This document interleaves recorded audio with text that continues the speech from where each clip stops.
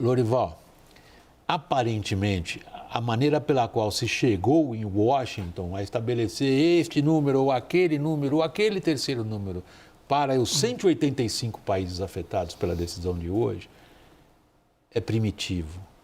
E esse é um ponto central para a gente entender a questão política. Você podia explicar como é que se chegou a esse número? O Trump disse que chegou a esse número combinando as barreiras tarifárias com as barreiras não tarifárias, incluindo o imposto sobre valor agregado, barreiras regulatórias, restrições de licenças, cotas, manipulação cambial, subsídios às indústrias domésticas e atrasos e burocracias nos portos. Seria realmente uma conta inédita, né? Você conseguir transformar tudo isso em um número. Seria um grande feito que talvez um dia a computação quântica possa chegar a isso. Mas não é isso, não é verdade. O jornalista James Surowiec, que é um jornalista econômico, ele fez uma conta em relação à Indonésia. Ele pegou o déficit dos Estados Unidos em relação à Indonésia como numerador e aí pegou as importações dos Estados Unidos, os produtos indonésios, como denominador. E isso deu exatamente o valor que o Trump dizia que era a tarifa média que a Indonésia aplicava sobre os Estados Unidos. Aí o que eu fiz? Fui lá nos dados do USTR e peguei os principais. China. Vamos lá, China, que aí China a gente preparou uma arte. A gente tem uma arte, né? Para a audiência poder acompanhar. Vamos lá, Lorival. China, olha só, o déficit dos Estados Unidos, tudo isso é 2024, dados do governo americano. Déficit dos Estados Unidos, 296 bilhões. Quantos os Estados Unidos importaram? 438,9 bilhões. Se você divide 295 por 438, dá 67%. E o Trump disse que a tarifa média da China é 67% e que ele, gentilmente, ia aplicar apenas 34%. Todo mundo ficou estupefato sobre isso, porque como que ele chegou a esse número, 67%? É totalmente contrário aos dados que existem sobre as tarifas médias. E isso se aplica a todos. Posso falar de União Europeia, por exemplo, que é o próximo aqui da minha lista. O déficit dos Estados Unidos perante a União Europeia é de 235,6 bilhões. As importações foram 605,8 bilhões. Dividindo um pelo outro, dá 39%. Exatamente o que o Trump dizia que era a tarifa média. Japão, déficit 68,5 bilhões. Importações 148,2 bilhões. 46%, que o Trump disse que era e que ele... Coreia do Sul e assim por diante. Mas eu quero falar o seguinte, por esse critério, o Brasil e o Reino Unido deviam cobrar uma tarifa adicional de 7,5% sobre os Estados Unidos, exatamente os dois, porque essa conta dá 15%, tanto o Brasil quanto os Estados Unidos que tem... Quer dizer, nós somos kind. Nós estamos sendo muito legais, estamos aceitando, estamos comemorando 10% de tarifa quando deveríamos estar cobrando 7,5% a mais. Thaís, prossiga. Diz que a dificuldade com o Brasil foi tentar entender o ICMS. Aí eles desistiram e resolveram botar o Brasil na tarifa mínima, entendeu? Pensaram, não, olha, não dá para... O que é cobrado por dentro, o que é por fora, se é biscoito ou chocolate, se é sapatênis, sapato ou tênis, eles desistiram e resolveram botar o Brasil na tarifa mínima. Hoje teve piada, né? Óbvio. Daniel, isso aí a gente tem que olhar de novo o argumento do governo. William, o que aconteceu, assim, na semana passada, acho que teve um movimento muito relevante, que foi uma ida para Washington do embaixador Maurício Lírio. É o principal negociador técnico do Brasil, secretário de Assuntos Econômicos e Financeiros do Itamaraty. Ele esteve em Washington, essa agenda só foi divulgada a posteriori, se reuniu ali com alguns representantes dentro da Casa Branca, da assessoria internacional de Donald Trump, esteve com o presidente do Comitê de Ways and Means, muito mal comparando aqui uma CCJ da Câmara dos Estados Unidos, que é um republicano do Missouri, um estado que dá votos ao Trump e, portanto, alguém com interlocução. E esses movimentos foram fazendo sempre de acordo com a visão do governo que eu estou trazendo por dever de ofício, por estar aqui em Brasília, acabaram levando o governo americano a olhar para o Brasil migrar de uma visão de feio, sujo e malvado para limpinho e cheiroso. O problema continua sendo o seguinte para o governo brasileiro. Casa Branca continua obcecada com a tarifa do Brasil para o etanol. E isso está na mesa a partir de agora. A gente não deve enxergar o anúncio de Donald Trump como um ponto de chegada. É muito mais um ponto de partida para uma negociação que se estabelece agora país a país. O Brasil sabe que vai ter que ceder alguma coisa no etanol para escapar dessa tarifa de 10%. William, deixa eu só complementar Claro. o Daniel aqui sobre essa história do etanol. Por exemplo, ninguém conseguiu identificar se tinha alguma determinação específica etanol-açúcar, que era ali um ponto de preocupação. Conversei com empresários do setor e ainda estão buscando uma resposta. Agora, tanto o agronegócio quanto a indústria, é óbvio que está todo mundo preocupado, querendo entender como isso vai se dar, mas eu acho que surgiu ali um consenso de dizer o seguinte: agora é hora do Brasil fazer um diagnóstico muito preciso, mas principalmente prestar atenção em como todos os outros países vão responder, para calibrar a resposta brasileira com o que der de maior aproveitamento, não só na relação com os Estados Unidos, mas com esses outros países que foram mais prejudicados. Porque imagina que vai acontecer um redesenho aí da distribuição do fluxo comercial e aí, portanto, o Brasil precisa ser preciso, precisa ser cirúrgico. Então, nada de afobação, nada de bravata, é hora de prestar atenção no que o mundo vai fazer e fazer uma estratégia bastante cirúrgica e precisa de como o Brasil se coloca nesse novo comércio internacional. Excelente, você tá jogando o nosso olhar para frente, Thaís. Vamos olhar para frente, então, Rubens. O que isso coloca para o Brasil, inclusive em termos de oportunidades? Alguns comentários hoje assinalavam isso. Esse resultado hoje, que veio do Jardim da Casa Branca, abre para o Brasil perspectivas ou não? Olha, eu acho que a gente vai ter que aguardar a reação dos outros países, né? Sobretudo da União Europeia, da China. É muito cedo ainda. Eu acho que o Brasil terá que esperar a reação dos principais parceiros, que são parceiros nossos também, e vai apelar para a OMC. Eu acho que isso é inevitável. Não vai acontecer nada com a OMC, que a OMC está totalmente esvaziada. E o governo brasileiro vai ter que, junto com os empresários, definir uma estratégia de negociação. Eu acho que o Brasil não pode, primeiro, reagir imediatamente, segundo, reagir ideologicamente, falar em retaliação. Eu acho que agora a gente tem que negociar. Isso não tem jeito. Agora, eu acho também que, do ponto de vista do comércio exterior brasileiro, é o momento da gente reavaliar o Mercosul, reavaliar algumas tarifas, porque nós vamos ter que fazer isso em negociação com os Estados Unidos, reavaliar alguma dessas medidas, que aos poucos elas estão sendo diluídas, mas ainda em algumas áreas são muito fortes, entendeu?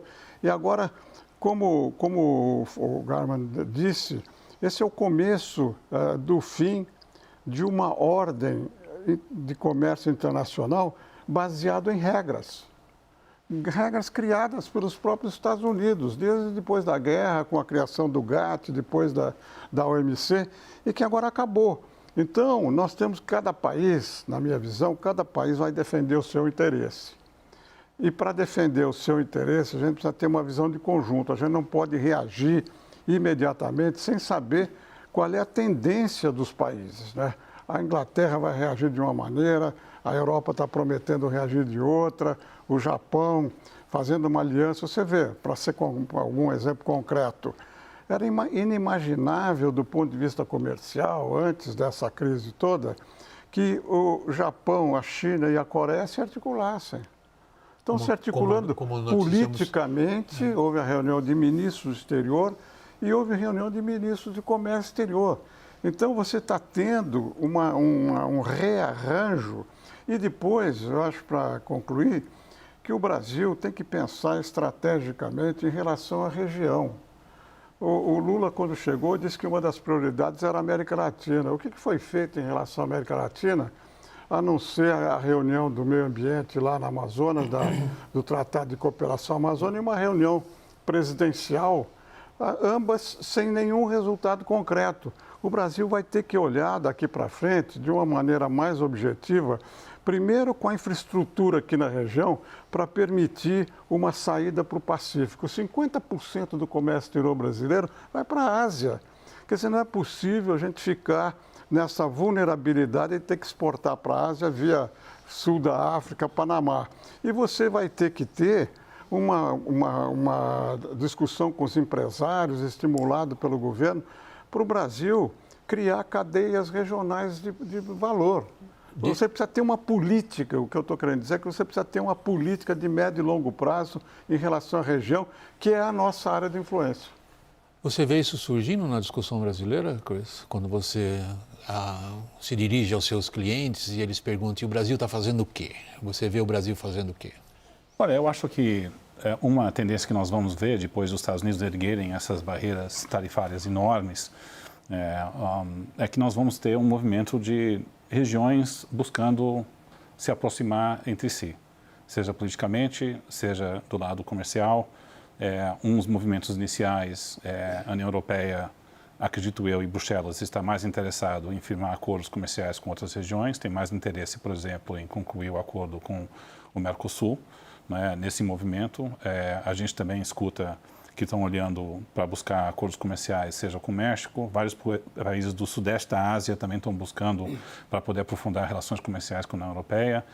A China também vai buscar aprofundar a sua estratégia de realçar laços com países no sul global, como aqui no Brasil, e usando o Brasil como um polo para poder produzir no Brasil e exportar para a região. Então é interessante essa estratégia do lado chinês. O governo brasileiro também olhando o Oriente Médio como uma estratégia de se aproximação. É interessante a posição do governo brasileiro, que no início era resistente à ideia de expandir os grupos do BRICS, porque ia diluir o poder do Brasil num grupo dominado pela China, mas agora eu estou escutando em Brasília que talvez não é tão ruim a gente ter esses contatos com bancos centrais na Indonésia, nos Emirados Árabes. Então eu acho que nós vamos ter o mundo começando a se relacionar mais, num contexto que os Estados Unidos ergue as barreiras e não é mais confiável. Acho que isso é muito forte na Europa, né, e outras regiões vai ser um pouco distintas. Alguns países não têm outra opção sequer fazer uma estratégia com os Estados Unidos. E alguns setores também. Então, o poder da economia americana permanece preponderante, mas vai ter uma fragmentação ampla com a qual o Brasil pode se ganhar em termos relativos. Eu acho também importante chamar a atenção quem foram os grandes perdedores de hoje à noite. Porque essa regrinha básica que o Lorival acabou de escrever levou um choque enorme na Ásia. Né? Assim, Vietnã, Japão, por exemplo.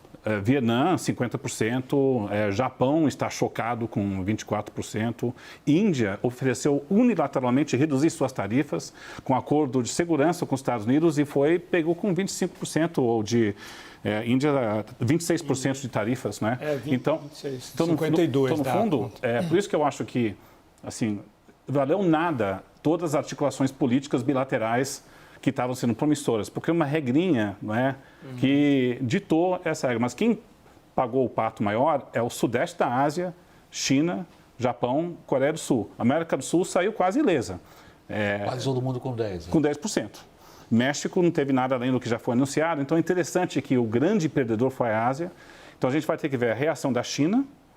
Se os países do sudeste da Ásia reagem, a gente acha que não. A União Europeia a gente acha que vai reagir.